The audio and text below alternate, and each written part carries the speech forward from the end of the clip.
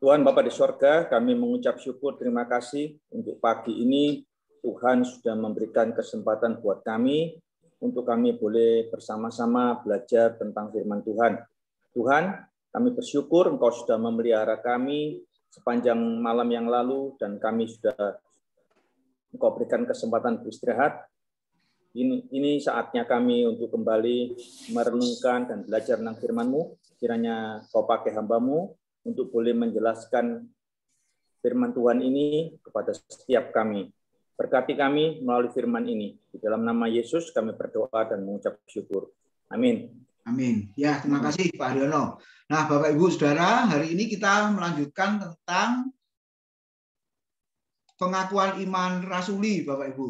Nah, kemarin kita sudah belajar tentang 9 tanda gereja yang sehat, dan yang terakhir adalah kepemimpinan yang alkitabiah. Nah, kita tinggal mempraktekkan saja ya. Mempraktekkan. Ada yang sudah kita praktekkan dari beberapa tanda itu, saudara-saudara. Ya, dan intinya itu adalah gereja yang sehat. Nah, Bapak Ibu, kita setiap minggu mengucapkan ya, mengakui iman rasuli ya. Apa yang dikatakan oleh firman Tuhan, kalau boleh dikatakan itu rangkaian atau ringkasan dari Alkitab kita yang kita percaya itu, Bapak Ibu. Oke, saya mau bertanya dulu sebelum materi lebih lanjut. Kira-kira Bapak Ibu Saudara mengucapkan setiap minggu itu pengakuan iman rasuli ya, yang ada di pikiran, hati, dan Bapak Ibu itu apa? Ketika hari Minggu ya, setelah firman Tuhan mengucapkan pengakuan iman rasuli itu, kira-kira ada sesuatu kah atau apa? Kira-kira Bapak Ibu. Silakan bisa memberikan masukannya ya. Jadi setiap minggu mengucapkan pengakuan iman rasuli itu apakah berguna, apa hanya sekedar lip service, saudara-saudara ya. Kalau saya melihat ada gereja yang mengucapkan pengakuan iman rasuli ya asal ngomong aja, saudara. Jemaat belum siap, pemimpinnya langsung ngomong saja seperti itu. Lalu hati saya berkata, waduh ini kok seperti ini. Nah, kira-kira gimana Bapak Ibu? Pak Indrawan, Bu Yena, Pak Sarip, Pak Haryono.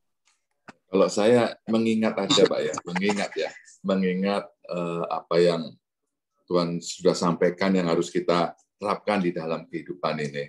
Itu aja dah gitu. Oke. Jadi ketika mengucapkan pengakuan iman rasuli, mengingat apa yang Tuhan sudah kerjakan dalam hidup kita. Terima kasih. Ya.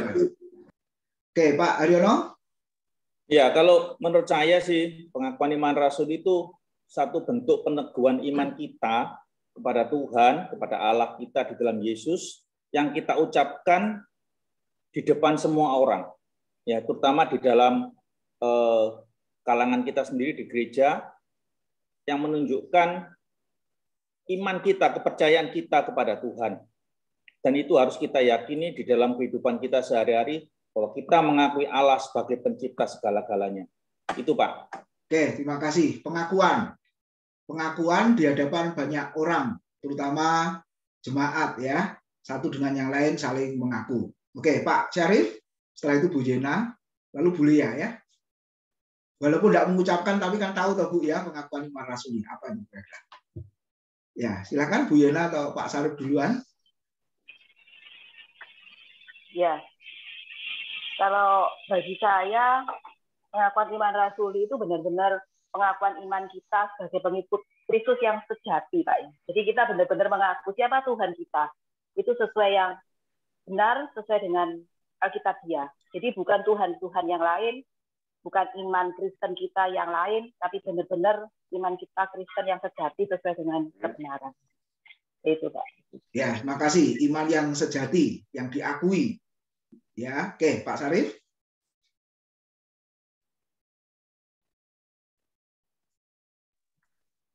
Halo.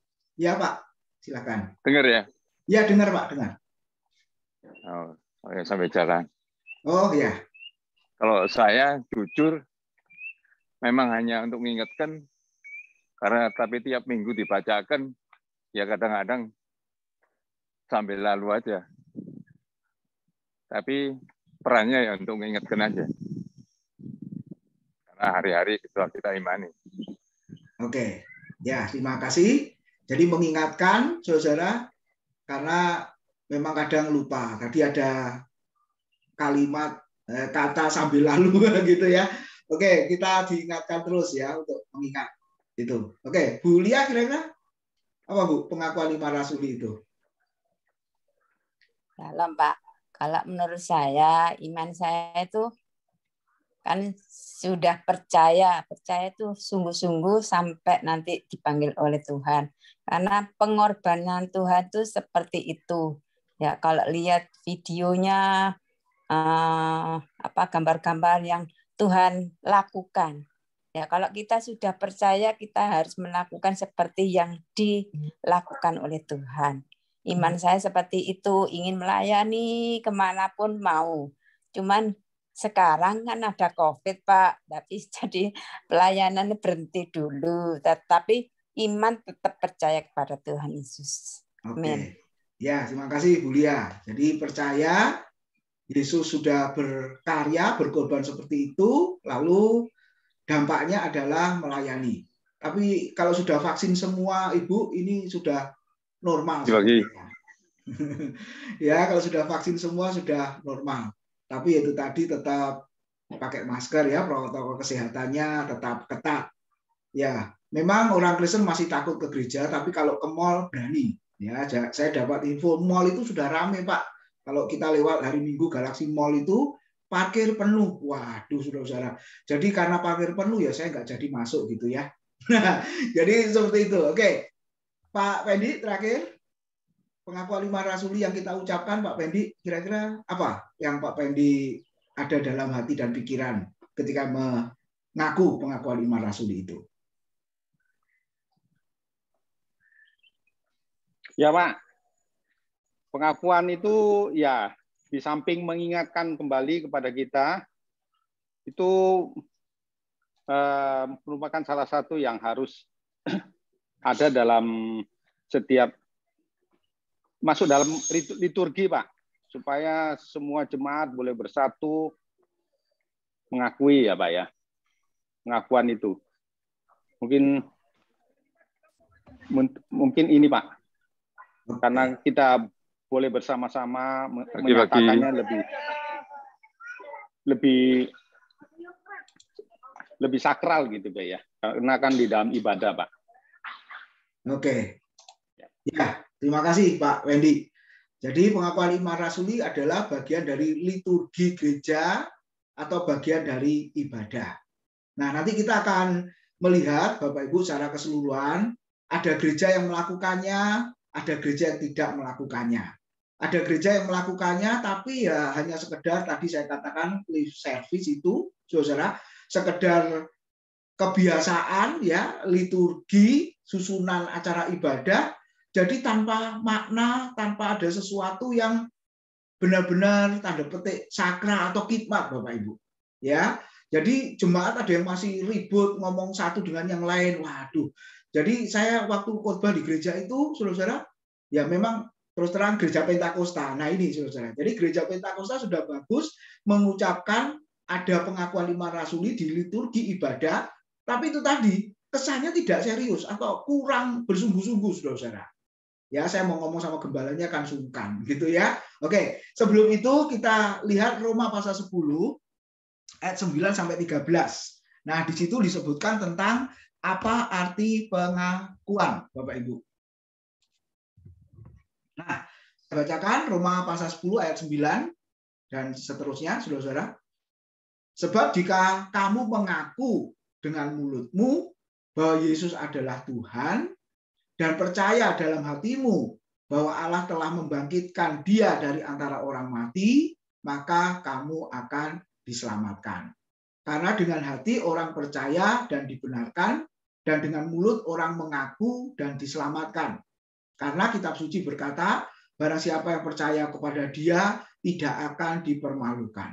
Coba Bapak Ibu kita lihat ayat ini, kita renungkan, kita pikirkan, kita teliti Bapak Ibu. Di situ dikatakan jika kamu, yaitu jemaat ya, kumpulan orang percaya, jemaat di Roma mengaku dengan mulutmu bahwa Yesus adalah Tuhan, makanya kita ucapkan, saudara, ya, dengan suara yang keras, dengan suara yang nyaring di gereja, bahwa Yesus adalah Tuhan, lalu bukan sekedar mengucapkan melalui mulut dan percaya dalam hatimu. Nah, ini yang penting, saudara, bahwa Allah telah membangkitkan Yesus dari antara orang mati. Nah, hari ini seluruh gereja merayakan bersukacita di dalam ibadah karena melihat, saudara, Alkitab mengatakan bahwa Yesus telah bangkit dari antara orang mati, maka dikatakan apa? Kamu diselamatkan. Nah, bisa nggak salah satu, saudara? Ya, mungkin ada yang bertanya seperti itu. Saya hanya mengaku dengan mulut Yesus adalah Tuhan, tapi dari dalam hati kan tidak ada seorang pun yang tahu. Memang hatinya bisa percaya atau tidak, karena dilihat banyak orang mungkin malu, ya sudahlah, melalui ucapan mulut, ya saudara-saudara, lidah bibirnya mengatakan Yesus adalah Tuhan, tapi hati belum tentu percaya, Bapak Ibu. Ya, tapi Alkitab mengatakan ada dua hal, mengaku dengan mulut dan percaya dalam hati. Nah, saya berharap kita semua dari jawaban Bapak Ibu tadi, ya, pernyataan dari Bapak Ibu tadi menunjukkan bahwa kita ada kedua hal ini, mengaku dan percaya. Karena dengan hati orang percaya dan dibenarkan, dengan mulut orang mengaku dan diselamatkan. Nah, antara percaya dengan mengaku tidak bisa dilepaskan, Bapak Ibu. Yesus pernah berkata apa? Kalau engkau mengakui aku di hadapan manusia, maka Bapakku yang di surga juga akan mengakui kamu di hadapan para malaikatnya. Saudara. Tapi kalau mereka, ya, malu mengakui aku di depan manusia, maka Bapakku yang di surga juga akan malu mengakui kita di hadapan para malaikatnya. Nah, mungkin ada pertanyaan, bagaimana Pak kalau masih sembunyi-sembunyi karena takut dikucilkan, takut dapat masalah yang lebih berat dan lain sebagainya. Nah, saya masih ingat ketika kuliah program misiologi, Bapak Ibu Saudara, dosen saya mengatakan, oke, untuk sementara boleh sembunyi-sembunyi. Gitu ya. Atau tetap memakai apa?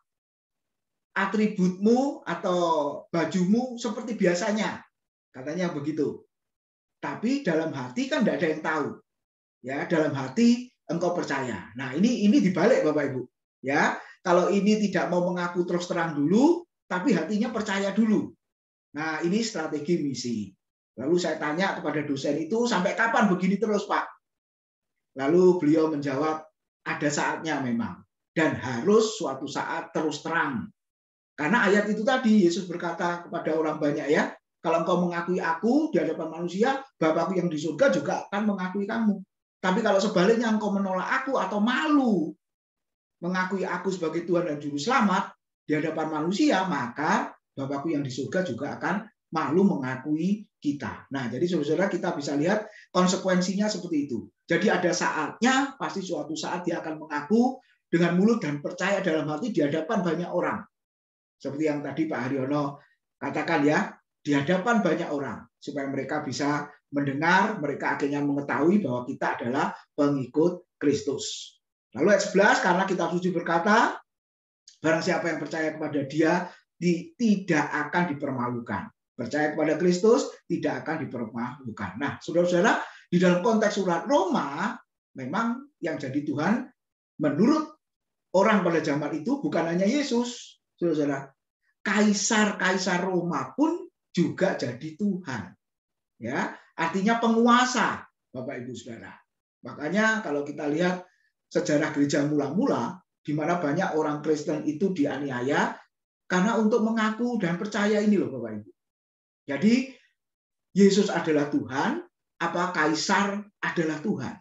Kaisar Nero lah, Kaisar Demetrianus lah, ya Domitian lah dan lain sebagainya, Bapak Ibu. Kaisar adalah Tuhan, apa Yesus adalah Tuhan? Kalau kita belajar sejarah gereja, penderitaan orang Kristen masa itu begitu menyedihkan, saudara-saudara, sampai-sampai mereka mengatakan orang Kristen ini bodoh.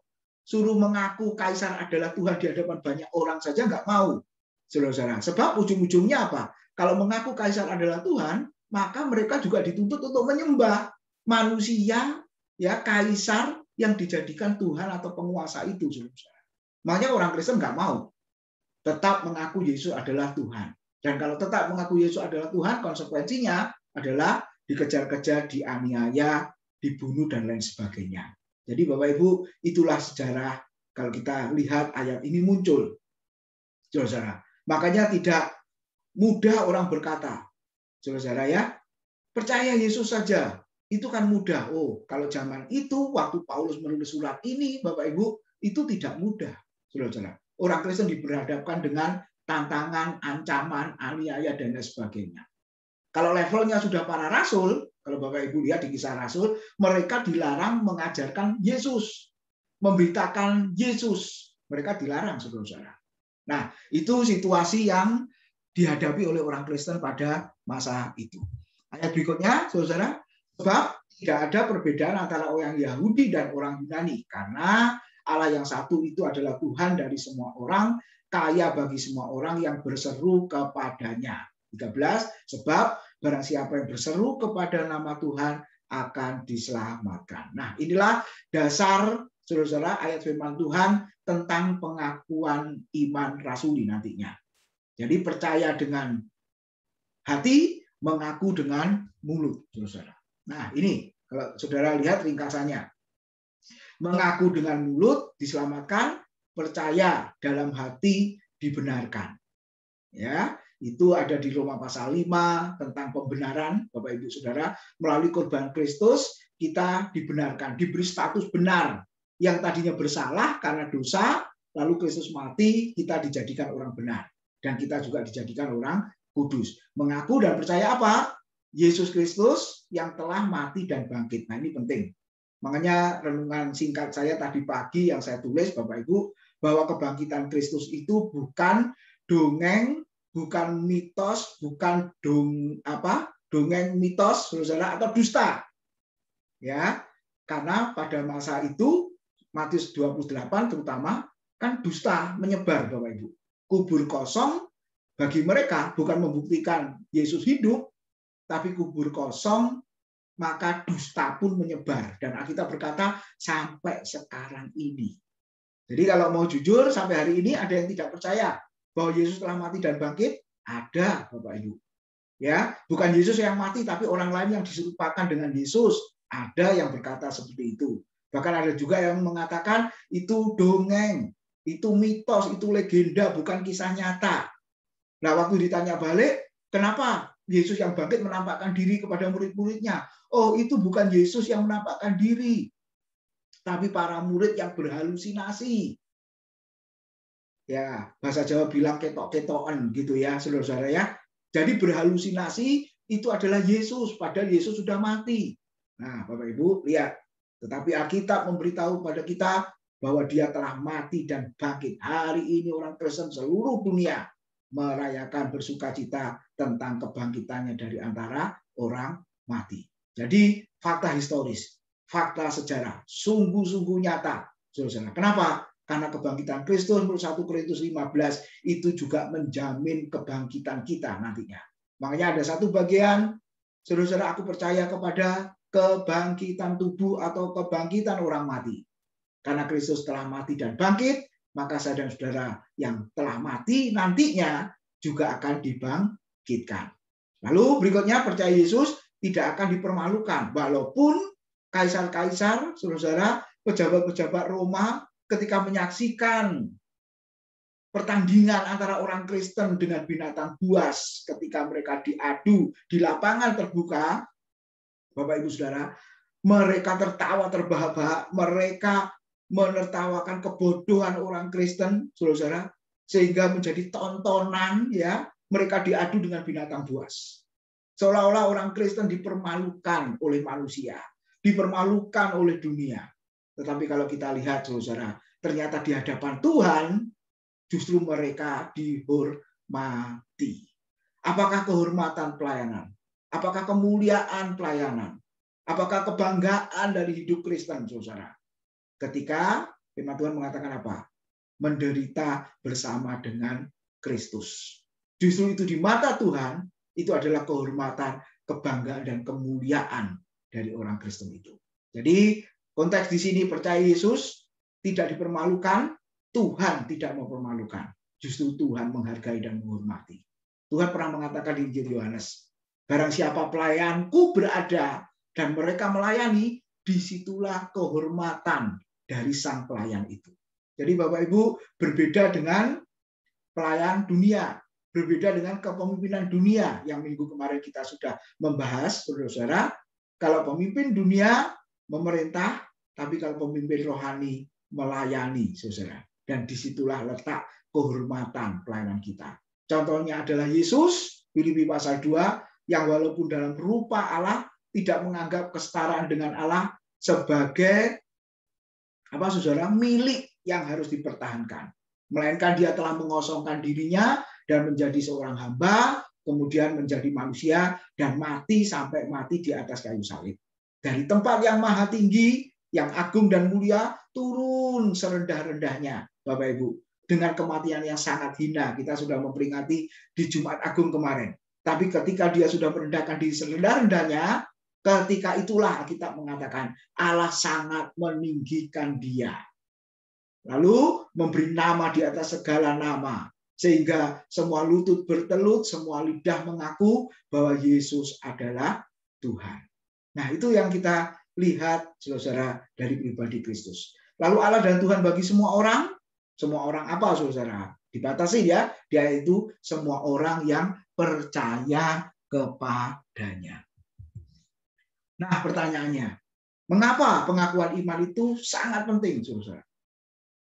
Jadi, yang pertama kita boleh lihat, merupakan saudara, ajaran yang harus dipahami atau dimengerti. Jadi ketika saya dan saudara mengucapkan saudara pengakuan iman rasuli, kita ini setiap minggu, setiap ibadah, saudara, ya, ada gereja yang bukan setiap minggu tapi setiap ibadah mengucapkannya, supaya saya dan saudara itu memahami apa yang kita percaya, saudara. Nah, seringkali orang Kristen hanya percaya tapi tanpa pemahaman. Yang lalu saya pernah singgung ya, saudara-saudara, mengerti dulu baru percaya atau percaya dulu baru mengerti. Nah, Bapak Ibu, yang mana pengalaman imanmu itu? Saudara, ada yang percaya baru mengerti, tapi ada juga yang percaya nggak ngerti-ngerti, saudara-saudara. Wah, ini harus belajar. Makanya kita ada di kelas-kelas, Bapak Ibu Saudara ya. Ya, ada orang yang percaya nggak peduli ngerti apa enggak, Pak. Yang penting aku percaya. Tapi ada kelompok orang yang aku harus memahami dulu, aku harus mengerti dulu. Kemudian aku ambil keputusan untuk percaya. Dan ternyata dua bagian ini semuanya tertulis di Alkitab. Yang mengerti dulu baru percaya, siapa contohnya? Thomas, Bapak Ibu. Ya, jadi seolah-olah dia berkata, buktikan dulu, kalau aku sudah mantap, aku mau percaya. Seperti itu ya, saudara-saudara. Sebelum aku melihat bekas paku di tangannya dan bekas luka di lambungnya, sekali-kali dan mencucukkan jariku dan tanganku ke sana, aku sekali-kali tidak akan percaya. Nah, ini Thomas ini, saudara-saudara, iman ya yang didasarkan dari pengertian. Dia mengerti lalu percaya. Dan ketika dia percaya, dia sungguh-sungguh percaya. Tidak mudah melepaskan kepercayaannya itu, Bapak Ibu. Sehingga dia mengatakan apa? Ya Tuhanku dan Allahku. Murid yang lain tidak pernah mengatakan itu. Kalau murid lain mengatakan, Petrus berkata, engkau Mesias, anak Allah yang hidup. Ya, itu yang dikatakan oleh Petrus. Tapi tidak ada yang mengatakan, ya Tuhanku dan Allahku. Seolah-olah Thomas berkata, Yesus, engkau satu-satunya Tuhan, bukan kaisar-kaisar Roma, dan engkau adalah satu-satunya Allah, pencipta langit bumi dan segala isinya. Lalu siapa lagi? Sida-sida Ethiopia. Kalau Bapak Ibu lihat di Kisah Rasul, pasal yang ke berapa itu? 8 ya, saudara-saudara ya. Di situ dikatakan apa? Sida-sida ini membaca kitab Yesaya tapi tidak mengerti. Lalu tanya kepada Filipus ya, Tuhan, Nabi ini berbicara tentang siapa? Tentang dirinya sendiri atau orang lain? Bapak Ibu, kita lihat di situ. Lalu Filipus menjelaskan, ternyata Nabi Yesaya menubuatkan tentang Kristus. Dan setelah itu, sida-sida ini mengerti, lalu percaya, ambil keputusan untuk dibaptis. Nah, Bapak Ibu, ini bagian yang sangat penting. Jadi kenapa kita mengucapkan pengakuan iman rasuli dari waktu ke waktu, dari setiap ibadah ke ibadah yang lain? Karena saya dan saudara ingin memahami dengan benar, mengerti dengan benar apa yang kita percaya. Lalu yang kedua, Bapak Ibu, tadi sudah ada yang menyampaikan ringkasan ajaran dari seluruh Alkitab. Yaitu apa, saudara-saudara? Masih ingat? Aku percaya kepada Allah, Khalik langit dan bumi. Yang kedua, aku percaya kepada Yesus Kristus, anaknya yang tunggal Tuhan kita. Lalu, terus nanti ada penjelasannya. Lalu yang ketiga, aku percaya kepada Roh Kudus. Jadi Bapak Ibu, ringkasan ajaran Alkitab berbicara tentang Allah Tritunggal, Bapak Ibu, dan karyanya. Nanti kita akan lihat di sana. Lalu sisi yang lain, pengakuan iman rasuli ternyata sudah dilupakan oleh gereja. Ya, ada gereja-gereja yang tidak mempraktekannya, saudara-saudara. Tidak dimasukkan dalam liturgi ibadahnya. Nah, kenapa, saudara? Itu produk dari gereja Protestan. Makanya hanya gereja Protestan atau Presbyterian yang masih mempraktekannya. Ya, GKA, GKI, GKT gitu ya, GKKA, Bapak Ibu itu ya mengucapkan setiap minggu GRII dan lain sebagainya. Ya, Bapak Ibu, kita bisa lihat di situ satu sisi dilupakan oleh gereja, tapi ada yang masih mempraktekannya sampai hari ini. Nah, lalu muncullah bagaimana dengan gereja Pentakosta, dengan gereja karismatik, Bapak Ibu. Ya, sebagian besar memang tidak mempraktekannya. Ya, kenapa? Ya, mereka sudah punya aturan sinode sendiri, bahkan mereka menciptakan pengakuan iman sendiri-sendiri, Bapak Ibu Saudara. Ya, saya lihat GBDI juga ada pengakuan iman GBDI, GBI juga ada pengakuan iman GBI dan lain sebagainya. Tapi waktu saya pelajari, lah ini semua kan ringkasan dari pengakuan iman rasuli yang dimodifikasi, yang dikembangkan, atau ya kalau dikurangi nggak mungkin karena pengakuan iman rasuli kan sudah singkat itu. Kecuali yang pengakuan iman Athanasius yang agak panjang, Bapak Ibu, ya, tapi ternyata ada berapa item itu. Nah, jadi Bapak Ibu kita bisa lihat sekali lagi bukan sekedar mengucapkan, saudara, tapi benar-benar kita berusaha ingin memahami, ingin mengerti apa maknanya yang kita ucapkan, apa yang kita akui itu. Jadi sebenarnya bukan membacakan ya. Nah, seringkali WL-nya atau pemimpinnya itu berkata, mari kita membacakan pengakuan iman rasuli. Bukan membaca sebenarnya, saudara ya, tapi kita mengaku, gitu ya, mengaku pengakuan iman kita, yaitu pengakuan iman rasuli. Aku percaya dan seterusnya. Nah, tujuannya apa, saudara? Kita mengucapkan dan mengakui itu. Matius 7:24-27, kalau saya renung-renungkan, itu sebagai fondasi rumah rohani. Ya, semua rumah, apalagi apartemen, lantai berapa, itu kan pasti fondasinya kuat, Bapak Ibu ya, mengakar ke bawah. Ya, oke, sebelum itu saya ingat di Kolose. Mari kita lihat, Bapak Ibu. Di dalam kitab Kolose, siapa mau baca, silakan. Kitab Kolose pasal yang ke-2, Bapak Ibu, ayat 6 dan 7. Silakan yang mau membaca kitab Kolose pasal 2 ayat 6 dan 7, Bapak Ibu. Kolose 2 ayat 6 berbunyi, kamu telah menerima Kristus Yesus Tuhan kita. Karena itu hendaklah hidupmu tetap di dalam Dia. Ya. Ayat 7, hendaklah kamu berakar di dalam Dia dan dibangun di atas Dia. Hendaklah kamu bertambah teguh dalam iman yang telah diajarkan kepadamu. Dan hendaklah hatimu melimpah dengan syukur. Amin. Terima kasih, saudara-saudara.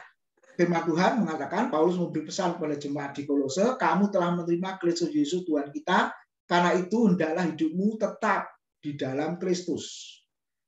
Nah, sama ya seperti kita ya. Kita sudah menerima Kristus, biarlah hidup kita tetap di dalam Kristus. Dengan cara apa? Perhatikan saudara-saudara, hendaklah kamu berakar di dalam Dia dan dibangun di atas Dia. Lihat Bapak Ibu, kata hendaklah, kata lah, ini perintah ini saudara-saudara ya.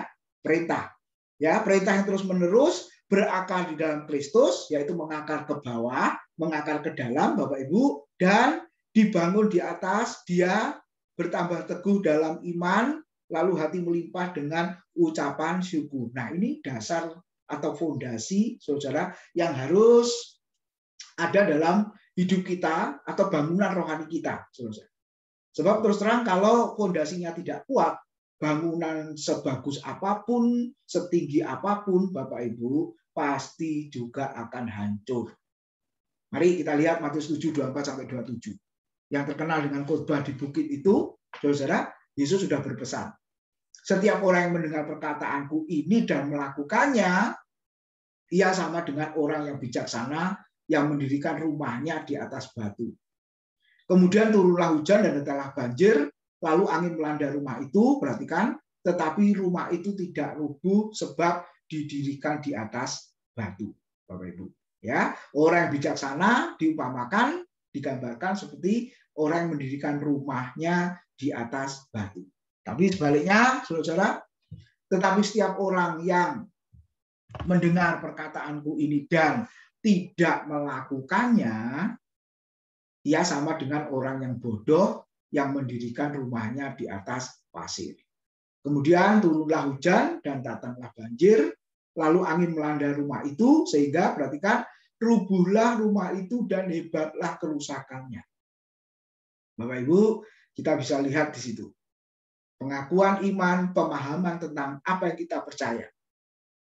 Kalau sekedar kita percaya kepada Kristus, mungkin banyak orang mengertinya. Tapi mengapa kita percaya kepadanya? Nah, ini yang penting, saudara. Seringkali orang tidak bisa menjawab, mengapa aku percaya kepadanya? Karena dasar percayanya bukan karena pengertian masalahnya. Sehingga tidak bisa menjawab. Tapi kalau orang Kristen dasar imannya adalah pengertian yang benar, seperti yang kata firman Tuhan tadi, berakar ke bawah, mengakar kuat ke dalam, saudara, dan bertumbuh ke atas, pasti orang itu bisa menjawab, Bapak Ibu Saudara. Nah, kita lihat di situ sebagai fondasi rumah rohani. Kita mau yang mana, saudara? Orang terus membangun, boleh, tapi dasar harus kuat. Kalau dasar tidak kuat, akan hancur, roboh, ya, dan hebatlah kerusakannya, kata firman Tuhan. Jadi tujuannya apa, saudara? Sebagai fondasi rumah rohani kita. Nah, mari kita lihat isi pengakuan iman Rasul itu. Pengakuan yang pertama ditujukan kepada Allah Bapa. Aku percaya kepada Allah Bapa yang Maha Kuasa, Khalik langit dan bumi. Nanti kita akan perhatikan, pelajari, kita renungkan bersama-sama. Lalu yang kedua, pengakuan kedua, yaitu kepada anak Allah. Jangan terbalik ya Bapak Ibu ya. Seringkali kita akan mengatakan Allah anak ya, saudara-saudara ya. Enggak ada ayatnya itu. Bapak Ibu enggak ketemu istilah Allah anak. Yang ada adalah anak Allah. Oke, makanya di situ pengakuan yang kedua kepada anak Allah. Dan aku percaya kepada Yesus Kristus, anaknya yang tunggal Tuhan kita, yang dikandung dari Roh Kudus, dari anak darah Maria, yang menderita sengsara, ya, saudara-saudara, yang dikandung dari Roh Kudus, lahir dari anak darah Maria, yang menderita sengsara di bawah pemerintahan Pontius Pilatus, disalibkan, mati, dan dikuburkan, turun ke dalam kerajaan maut.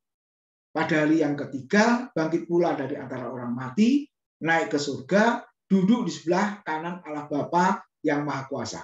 Dan dari sana ia akan datang untuk menghakimi orang yang hidup dan yang mati. Saya berharap Bapak Ibu bisa menghafal ya, saudara-saudara ya. Terus yang ketiga, pengakuan ketiga kepada Roh Kudus. Aku percaya kepada Roh Kudus, gereja yang kudus dan am, persekutuan orang kudus, pengampunan dosa, kebangkitan tubuh dan hidup yang kekal. Makanya di gereja kita, yang pertama pemimpin berkata, apa yang kau percaya tentang Allah? Aku percaya kepada Allah, Khalik langit dan bumi. Apa yang kau percaya tentang Yesus Kristus? Aku percaya kepada Yesus Kristus, dan seterusnya. Lalu yang ketiga, apa yang kau percaya tentang Roh Kudus? Aku percaya kepada Roh Kudus, gereja yang kudus dan am. Nah, artinya adalah gereja lahir juga karena produk Roh Kudus, persekutuan orang kudus, pengampunan dosa, kebangkitan tubuh, dan hidup yang kekal. Jadi, saudara-saudara, inti dari iman Kristen adalah kepercayaan terhadap Allah Tritunggal. Ya, terus terang kalau kita di luaran, saudara, kita mendengar ajaran-ajaran itu sudah tidak mempercayai lagi Allah Tritunggal, tidak mengakui lagi Allah Tritunggal, saudara. Lalu mereka mengajarkan bahwa Allah itu satu, bukan tri, katanya seperti itu, tidak akan ketemu. Dan saya percaya gereja atau hamba Tuhan di gereja yang seperti itu tidak bakalan mengucapkan, saudara, pengakuan iman rasuli. Bagi mereka itu nggak berlaku, saudara. Padahal Alkitab menjelaskan kepada kita, itulah ringkasan dari ajaran Alkitab, yaitu tentang Allah Tritunggal, dan nanti kita akan lihat karya-karyanya. Nah, saudara, kita bisa melihat di situ ketika tadi tujuannya memahami apa yang kita percaya, saudara, maka di situ dikatakan untuk memahami Allah Tritunggal dengan baik dan benar. Jadi kalau orang bertanya ayatnya mana, ya sebenarnya ada banyak sebenarnya. Nanti kita akan lihat, saudara. Ya, memang istilah Tritunggal yang tidak ada. Ya, itu cetusan dari Bapak Gereja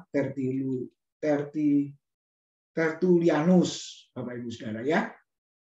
Tapi makna yang terkandung di dalamnya semua ada di dalam ajaran Alkitab kita. Yaitu dikatakan 1 Yohanes 5 ayat 7, sebab ada 3 yang memberi kesaksian di dalam surga. Saudara-saudara, ya. Apakah itu yang memberi kesaksian di dalam surga? Bapa, saudara, Firman, dan Roh Kudus. Dan ketiganya adalah satu. Ini, saudara-saudara, salah satu ayat yang sangat jelas bahwa Tritunggal itu ada. Tritunggal itu Alkitabiah. Bapa, Firman, dan Roh Kudus. Firman yang dimaksud adalah Yesus Kristus ya, Bapak Ibu, bukan Alkitab. Ya. Bapa, Yesus, dan Roh Kudus. Nah, ini ada hubungannya di Yohanes pasal 1 ayat 1. Pada mulanya adalah Firman, Firman itu bersama-sama dengan Allah, dan Firman itu adalah Allah. Nah, itu yang dimaksud Firman di sana, Bapak Ibu. Yesus Kristus. Dan Firman itu telah menjadi manusia, yaitu manusia Yesus Kristus. Dan ketiganya adalah satu. Nah, lihat gambarnya, Bapak Ibu. Satu yang dimaksud adalah satu esensi, ya, satu natur, yaitu Allah. Bukan 3 Allah, tapi satu Allah. Satu Allah yang memiliki 3 pribadi, yaitu Bapa, Firman, dan Roh Kudus. Nah, sudah lihat dari gambar ini. Sebenarnya jelas ya, Bapa itu bukan anak atau bukan Yesus, memang pribadi yang berbeda. Yesus juga bukan Roh Kudus, saudara. Roh Kudus juga bukan Bapa. Ya, ajaran Yohanes sekarang mengajarkan Yesus itu ya Roh Kudus, katanya begitu. Yesus sama dengan Roh Kudus, katanya begitu, saudara ya. Loh, padahal beda. Kalau sama, sederhananya kan kita bisa bertanya, yang mati di atas kayu salib kan Roh Kudus kalau begitu, ya, atau Bapa, saudara, kan begitu. Lalu yang bangkit dari kematian, Alkitab selalu berkata Yesus, bukan Roh Kudus, saudara. Nah, ini yang harus dipahami. Saya juga kadang bingung melihat mereka ini. Katanya intelektual, mereka teolog, tapi kok kenyataannya pemahamannya kalah sama jemaat biasa, saudara. Nah, jadi tujuannya adalah supaya kita bisa memahami Allah Tritunggal dengan baik. Allah Tritunggal, Allah yang Esa. Saudara ya, Tritunggal adalah sebuah misteri yang lebih baik untuk disembah daripada diselidiki. Sebab kalau kita menyelidiki sampai kapanpun, ya, untuk mau memahami sejelas-jelasnya, Bapak Ibu Saudara ya, itu juga akan sulit, bahkan nggak ketemu, gitu ya, saudara-saudara ya. Mengapa? Kita bisa lihat di situ, saudara. Nah, Allah Tritunggal merupakan salah satu doktrin yang unik dan sulit dimengerti. Unik, Bapak Ibu. Unik itu berarti satu-satunya yang ada di dalam teologi Kristen, yang ada di dalam Alkitab saja. Kalau kita belajar, Bapak Ibu. Nah, unik dan sulit dimengerti karena bukan rasional, bukan irasional, tapi transrasional. Kalau mau dimasuk-masukkan akal, saudara-saudara, orang akan mengatakan nggak masuk akal. Bagaimana 3, 1, 1, 3, gitu ya, saudara-saudara ya. Nggak masuk akal katanya. Tapi kalau mau ditanya balik, kalau masuk akal, ya namanya bukan Allah. Ya, kita yang jadi Allah, Allah itu bukan Allah. Kan begitu, saudara. Sulit karena bukan masuk akal, tidak masuk akal, tapi melampaui akal. Nah, ini bahasa Alkitab ya. Bahkan Paulus mengatakan di Filipi pasal 4, biarlah damai sejahtera yang melampaui segala akal akan memenuhi hati dan pikiranmu. Saudara, jadi Tritunggal Allah yang Esa adalah transrasional. Dan kita percaya itu adalah kebenaran. Bukan kesombongan atau mau menang sendiri, bukan, saudara, tapi itu adalah kebenaran. Ilustrasi yang sederhana, masa 2 tambah 2 sama dengan 4, dan 4 adalah kesombongan, bukan, 4 adalah kebenaran. Itu Bapak Ibu. Lalu berikutnya disebut unik sebab perkataan Tritunggal tidak terdapat di dalam Alkitab. Tadi saya sudah katakan ya, Bapak Gereja yang mencetuskannya. Nah, disebut sulit, saudara. Contohnya apa? Saudara, ya. Bagaimana bisa mati? Ya, hari Jumat Agung saya sudah jelaskan. Kok Allah bisa mati? Yang bilang Allah bisa mati siapa? Saudara, Alkitab jelas mengatakan yang mati adalah manusia Yesus. Yesus dibuat berdosa, kata Alkitab. Menggantikan posisi saya dan saudara yang tadinya orang berdosa. Nah, saudara, kalau tidak bisa memahami iman Kristen, yang diajarkan Alkitab kan mereka mengatakan menuduh macam-macam, Bapak Ibu Saudara. Ya, padahal pengertiannya bukan seperti itu. Oke, berikutnya setelah itu nanti saya beri kesempatan Bapak Ibu bertanya. Allah Tritunggal merupakan pernyataan ya tentang istilah Tritunggal memang tidak ada di dalam Alkitab. Akan tetapi ini yang Bapak Ibu perhatikan. Ada banyak pernyataan, ada kejamatan pribadi pada keesakan Allah. Oke, kita lihat ya contoh-contohnya Bapak Ibu di Alkitab sangat jelas di situ. Kejadian pasal 1 ayat 1. Nah, jadi mau jujur nama Allah yang ada di sebelah itu Bapak Ibu, itu bahasa Ibrani bacanya YHWH dari kanan ke kiri Bapak Ibu. Ya, seperti bahasa Arab ya, bacanya dari kanan ke kiri. Kalau kita kan dari kiri ke kanan bacanya ya, bahasa Indonesia, bahasa Inggris dari kiri ke kanan. Tapi kalau bahasa Ibrani yang serumpun juga bahasa Arab dari kanan ke kiri. Nah, itu bacanya YHWH. Nah, itu nama Allah. Saudara. Nah, itu ada sejarahnya kan? Saudara, kenapa kok itu muncul? Yang lalu-lalu sudah ya. Oke, Kejadian pasal 1 ayat 1 disebutkan apa? Pada mulanya Allah menciptakan langit dan bumi. Nah, Allahnya itu Elohim dalam bentuk jamak, Bapak Ibu. Berarti bukan satu pribadi, tapi 3 pribadi. Tapi lihat waktu Yesus berseru di atas kayu salib, salah satunya apa? Eloi, Eloi, lama sabachthani. Atau Eli, Eli, lama sabachthani. Artinya Allahku, Allahku, mengapa engkau meninggalkan aku? Nah, kalau jamak itu Elohim, biasanya kalau kata Ibrani akhiran im itu pasti jamak. Nah, lalu tunggalnya apa? Tunggalnya adalah El. El Gibor, El Sade, gitu ya Bapak Ibu ya. El macam-macam Bapak Ibu, yaitu gabungan nama Allah. Jadi tunggalnya itu El. Makanya ketika Yesus berseru Eli, ya akhiran I itu artinya milikku, Bapak Ibu. Ya, jadi Allahku, Allahku mengapa engkau meninggalkan aku? Terjemahan hurufiahnya bukan meninggalkan. Sebak tani itu artinya sebak itu artinya mesbah. Jadi artinya Allahku, Allahku mengapa engkau menyembelih aku? Yesaya 53 mengatakan Yesus bagaikan anak domba yang bisu, yang bodoh, yang siap dibawa ke pembantaian. Bagaikan induk domba yang keluh, kata Alkitab, yang siap disembelih. Makanya Yohanes Pembaptis berkata di Yohanes pasal 1 ayat 9, lihatlah anak domba Allah yang menghapus dosa seisi dunia. Jadi kapan anak domba Allah itu disembelih? Ketika dia mati di atas kayu salib dan dia berseru, Eloi, ya tunggalnya Eloah, Bapak Ibu ya, mengapa engkau menyembelih aku? Jadi muncul di Kejadian 1 ayat 1 Allah bentuk jamak. Lalu Kejadian 1 ayat 26 Bapak Ibu di situ disebut baiklah kita menjadikan manusia segambar dan serupa dengan kita. Nah, kata kita di situ kan jamak. Seperti pada pagi ini saya menyebutnya kita ya, lebih dari 1 2 3 orang kita jamak. Kejadian 18 ayat 1 sampai 3. Di situ dikatakan Tuhan menampakkan diri kepada Abraham. Berapa? Tuhannya 1. Sebab kalau kita bilang 3, ngomongnya ayatnya mengatakan apa?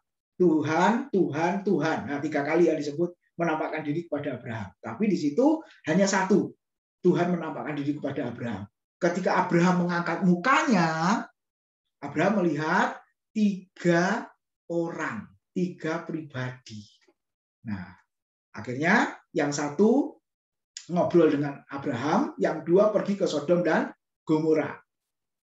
Bapak Ibu. Ya, oke. Lalu Keluaran 3 ayat 13 sampai 15. Di situ disebutkan tentang nama Bapak Ibu, ya. Siapa namanya? Adalah Tuhan. Nah, terjemahan Ibrani-nya adalah YHWH. Antara nama dan sebutan bagi Tuhan sama. Engkau harus menyebut, engkau harus memanggil, itulah namaku, itulah sebutanku turun-temurun, yaitu YHWH. Jadi siapa YHWH itu? Bukan Yesus Kristus. Siapa YHWH itu? Ya Allah Tritunggal, Bapak. Itu ya. Nah, sekarang perjanjian baru, Bapak Ibu, sebentar lagi, Matius 3 ayat 16 sampai 17. Dikatakan Yesus keluar dari air, lalu ada Roh Allah yang menyerupai burung merpati, lalu ada suara dari surga, yaitu suara Bapa yang berkata, inilah anakku yang kukasihi, kepadanya lah aku berkenan. Nah, ini sudah menunjukkan Tritunggal kan di situ. Lalu Matius 28, 19, 20, baptislah mereka dalam nama Bapa dan Anak dan Roh Kudus. Nah, nama itu tunggal di situ, saudara-saudara. Ya, bukan nama-nama loh, tapi nama, satu nama, yaitu nama Bapa, saudara, Anak, Bapa, Anak, dan Roh Kudus. Ya, nah ini menunjukkan Tritunggal juga. 1 Korintus 12 ayat 4 dan 6. Di situ dikatakan ada satu Roh, satu Tuhan, dan satu Allah. Ya, tentang bicara karunia-karunia di situ, satu Roh, itu Roh Kudus, satu Tuhan, yaitu Yesus Kristus, lalu satu Allah, yaitu Bapa. Di dalam doa berkat, 2 Korintus 13 ayat 13. Paulus berkata, kasih karunia Tuhan Yesus dan kasih Allah dan persekutuan Roh Kudus. Ya, boleh dibolak-balik ya. Yesus duluan atau Bapa duluan. Tapi tidak pernah Roh Kudus duluan, Bapak Ibu. Ya, kalau kita teliti di dalam doa berkat, pernah Bapak Ibu mendengar hamba Tuhan doa berkat, kiranya pulanglah dan terimalah persekutuan oleh Roh Kudus, saudara-saudara. Lalu di dalam kasih Allah Bapa dan di dalam anugerah Tuhan Yesus. Ada begitu, saudara-saudara? Tidak pernah, gitu ya. Tapi yang jelas urutannya dari Bapa, Yesus, lalu Roh Kudus. Seperti itu. Atau Yesus dulu, baru Bapa, baru Yesus. Nggak masalah. Karena Alkitab mengajarkan yang seperti itu. Oke, saudara, selesai topik pendahuluan pada hari ini tentang pengakuan iman rasuli. Silakan Bapak Ibu yang mau menanggapi atau bertanya, kita berdiskusi bersama-sama. Silakan.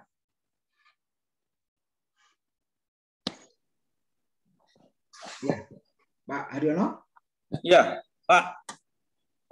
Saya mau tanya dulu sebelum Pak bisa melanjutkan ke topik yang lain. Yang merumuskan itu siapa, Pak? Pengakuan iman rasuli. Karena saya kalau nggak salah pernah baca itu, nggak tahu di buku apa, itu merupakan 12 pengakuan iman rasuli itu merupakan ucapan yang diucapkan oleh 12 rasul sebelum mereka menunaikan tugas untuk mengabarkan Injil ke seluruh ujung bumi. Nah, pada waktu pertemuan terakhir, masing-masing rasul itu mengucapkan kata-kata, ya istilahnya kata-kata mutiara atau apa ya, istilah seperti itu yang dirangkum akhirnya menjadi sebuah pengakuan iman rasuli. Atau mungkin itu kan menurut mitologi ya, yang pernah saya baca seperti itu katanya. Tapi kalau yang menurut Pak Tim, yang merumuskan tuh pengakuan iman rasul itu siapa, Pak? Karena Yesus kan tidak pernah mengajarkan seperti itu. Itu aja, Pak. Ya, oke, pertanyaan yang bagus sekali, Bapak Ibu. Bicara soal sejarah ya. Oke, nanti minggu depan saya akan sampaikan sejarahnya. Tapi secara ringkas, gimana Bapak Ibu yang lain menanggapi hal ini? Karena 12 berarti satu kalimat itu diucapkan oleh 12 rasul, gitu ya Pak Aryono ya? Kan ada 12 loh itu. Iya, satu item ya. Mengucapkan satu kalimat yang akhirnya dijadikan satu, yaitu itu pengakuan iman rasuli. Tapi sebetulnya bagaimana kita kan nggak tahu itu, Pak. Iya, iya betul. Memang ada anggapan atau pandangan seperti itu. Lalu kalau 12 rasul, kan rasul Yudas Iskariot sudah mati. Terus siapa yang mengucapkannya itu? Loh kan ada pengganti, Pak. Loh, Itu kan pengganti kan peristiwanya setelah itu diucapkannya kapan? Yesus masih ada di dunia atau Yesus sudah mati? Diucapkan sebelum mereka akhirnya setelah Yesus naik ke sorga, mereka kan mengabarkan Injil ke seluruh ujung bumi, ke seluruh bumi. Nah, itu waktu itu katanya sih mereka itu mengumpulkan berkumpul lagi terakhir sebelum mereka itu menjalankan misinya itu, Pak. Katanya seperti itu. Ya. Oke, memang ada buku ya yang menjelaskan seperti itu ya, saudara-saudara. Oke, silakan yang lain. Mungkin pernah mendengar atau ketemu gitu ya. Silakan, sehubungan dengan ini, siapa yang merumuskan itu? Saudara. Ya, ada yang bisa memberikan masukan? Makanya pengakuan iman itu, saudara, ada beberapa ya. Maka tadi sudah saya sebutkan pengakuan iman Athanasius. Nah, jadi saya akan menjawab sekarang secara ringkas, saudara, ya. Yang merumuskan itu adalah bapak-bapak gereja. Ya. Jadi yang merumuskan, yang merangkum itu adalah bapak-bapak gereja. Ya, salah satunya kan ada bapak gereja Athanasius dan lain sebagainya. Oke, nanti saya akan cari lagi, saudara, datanya siapa itu yang sesungguhnya yang merumuskan. Ya, kalau para murid yang akhirnya mengaku satu-satu, kok saya belum menemukan ya Pak Haryono ya, itu buku di mana ya? Tapi memang saya mendengar ada yang mengajarkan seperti itu. Gitu ya. Nanti saya akan cari lagi seperti apa. Ya Pak Sarif, silakan. Ya. Pertanyaan Pak Haryono itu sangat bagus. Ya. Ya, bukan bagus saja dijawabnya, tapi dari situ kita bisa, Pak Tim pikirkan,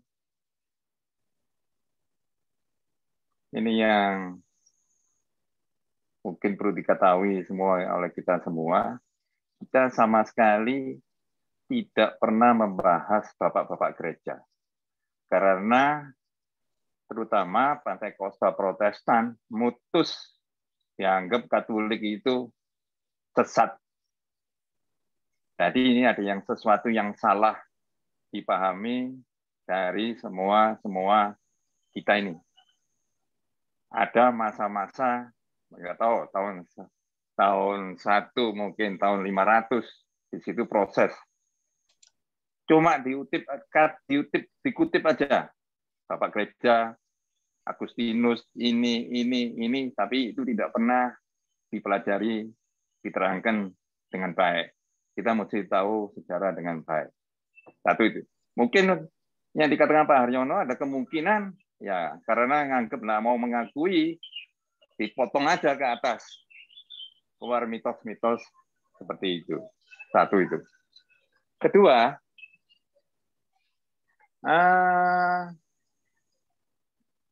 yang diterangkan Pak Tim ini bagus sekali. Saya rasa yang rutin ikut sekolah minggu ini, kalau mengenai ini mungkin garis besarnya 80% sudah ngerti. Karena ada topik-topik khusus Pak Tim bahas ini. Bahas Tritunggal, bahas apa, semuanya ada topik-topik khusus. Ini kan dibahas secara singkat. Tapi yang menarik, yang penting di sini menurut saya, pertanyaan awal Pak Tim tadi itu, apa yang kita rasakan waktu membaca? Itu yang sangat penting sebagai membetulin program gereja kita, khususnya dalam pembacaan Imam Rasuli. Saya ingat, saya katakan, saya terus merenungkan juga. Tiap minggu dibacakan gitu aja. Kalau bicara sakral di gereja kita, baca itu tidak ada sakralnya. Kalau menurut saya loh ya, mungkin ya, ada yang kurang. Ada 1-2 orang, yang 1-2 orang yang luar biasa memang dia tidak terlepas dari suasana. Tapi suasana itu 80% mempengaruhi. Kecuali orang-orang yang sudah level tingkat tinggi. Suasana tidak berperan buat dia. Nah, itu sakral itu penting. Kedua, makanya saya katakan tadi, waktu apa yang dirasakan, ya mengingatkan kalau buat saya. Karena semua di dalamnya itu kan kita bahasi terus intinya Imam Rasuli itu. Ya, toh. Kalau dari saya pergumulannya bukan nginget-nginget itu lagi, tapi pergumulannya bagaimana saya menjalankan itu dengan baik. Itu pergumulannya. Nah, terus teringat juga yang dikatakan anak saya itu. Anak saya itu umur 12 tahun. Selalu toh, kita nih kebetulan nakal tuh yang dulu yang selalu saya nasihati. Apa katanya dia? Begitu saya mau nasihati, Pak, sudah Pak, cukup Pak. Nasihatnya Papa, aku tahu. 1, ini 2, ini 3, ini 4, 5, 6, 7, 8. Dibacakan satu persatu sama dia. Nah, jangan sampai Imam Rasuli ini hal demikianlah terjadi di jemaat kita. Saya setuju tujuannya dikatakan Pak Aryono itu apa yang diterangkan Pak Tim. Nah, bagaimana sekarang supaya di dalam pengakuan pengakuan Imam Rasuli itu betul-betul ada sakral, dihayati dengan betul, dengan baik, atau tidak diucapkan tiap minggu. Ini sekedar saya ya, alternatif saja. Seminggu sekali, mungkin di dalam waktu perjamuan kudus dan waktu membacakan dikasih pengantar dari Pak Tim atau Pak Bambang yang bawakan itu 5-10 menit. Ini tujuannya. Bukan tujuan diterangkan jangka panjang seperti ini, enggak. Jadi suasananya agak lain, saya rasa. Suasananya agak lain. Kalau enggak, saya punya keyakinan lebih dari 60%, ya seperti saya nasihati anak-anak saya itu, ya karena diwajibkan, saya yakin semua baca, tapi baca itu hanya di bibir, tidak diresepi betul-betul. Ya saya ngerti memang hal ini kan harus ditanamkan terus ya, harus diingatkan. Memang ini tujuannya untuk mengingatkan, terus diingatkan. Apakah teman-teman sudah menghayati apa tiap perkataan itu intinya apa? Mungkin itu sebagai pembukaan supaya orang lebih konsentrasi ya. Tapi kalau baca gitu aja, ya itu saya katakan tadi, kalau saya kadang-kadang ingatkan, ya baca sih ikut baca Pak. Saya rasa yang masuk gereja itu, kalau sudah datang ke gereja lebih dari 5 kali, tidak ada yang malu untuk baca itu ya. Tapi masalahnya itu, kok terus-terusan itu lewat, karena tidak menghayati betul-betul tujuannya. Itu aja dari saya Pak. Terima kasih. Ya, makasih Pak Harib. Jadi Bapak Ibu, bukan sekedar ya membaca di mulut saja, tidak. Tapi memang kita harus menjiwai. Nah ini, memang terus terang kurang menjiwai gitu, sehingga asal baca asal bicara saja. Ya memang petugas atau pemimpin yang memimpin mengucapkan pengakuan iman rasuli itu yang harus lebih dahulu menjiwai memang, saudara. Ya mungkin ada waktu khusus untuk training ini Pak, karena yang memimpin pengakuan iman rasuli kan biasanya yang memimpin pujian ini. Ya kalau yang memimpin pujian itu tidak pernah, memang nolak. Jadi ada salah satu WL kita itu kalau sekaligus suruh mimpin pengakuan iman rasuli, nolak karena nggak pernah dan nggak tahu katanya. Saudara-saudara. Ya, nah akhirnya kan siapa Esther atau Bulike dan lain sebagainya itu yang akhirnya memimpin, atau pengurus yang lain akhirnya itu yang memimpin mengucapkan pengakuan iman rasuli. Oke Pak, nanti kita akan bicarakan dan beri pengantar seperti itu. Sebab dari tahun ke tahun ya memang kurang menjiwai dan akhirnya bagaimana bisa mempraktekkan kan seperti itu ya. Sulit akan mempraktekkan pengakuan iman itu tadi. Ya enggak mengubah, enggak berdampak di dalam kehidupan kita. Saudara-saudara. Oke, ada lagi Bapak Ibu? Silakan. Ya, ini memang bagian yang sangat penting saudara-saudara ya. Seperti itu. Nah, kemarin kan LCD bermasalah. Jadi jemaat yang duduk di depan, saudara, nggak tahu mulutnya hanya komat kamit atau apa, saudara. Karena kan teksnya tidak keluar di layar LCD. Kalau di TV monitor sama di YouTube keluar, Bapak Ibu. Ya, saya Pak Bambang lalu ada yang di depan itu, ayo gimana?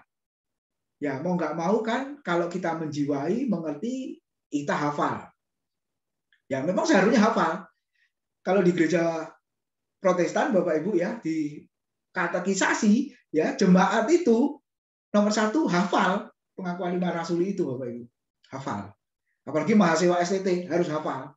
Ya kalau enggak lulus kan gitu, Saudara. Ya. Nah, jadi puji Tuhan kemarin ya yang memang harus dihafalkan juga. Ya sekali lagi bukan sekedar dihafalkan, tapi paling tidak enggak ada teksnya, tetap kita bisa mengucapkan pengakuan 5 rasuli itu. Oke, terima kasih. Ada yang lain silakan, Bapak Ibu, kalau ada. Sebelum kita akhiri, Pak Haryono sudah pamit duluan karena ke gereja, Bapak Ibu. Satu lagi, saya beri kesempatan. Bu Jena, ada Bu? Bu Prianingsih, Bu Emi, Valencia, Bu Lia. Nah, Bu Mirawati ini malah mertua saya, Bapak Ibu. Jadi hanya pasif mendengar, sudah bicara ke saya. Pak Burhan, ada yang mau disampaikan? Silakan.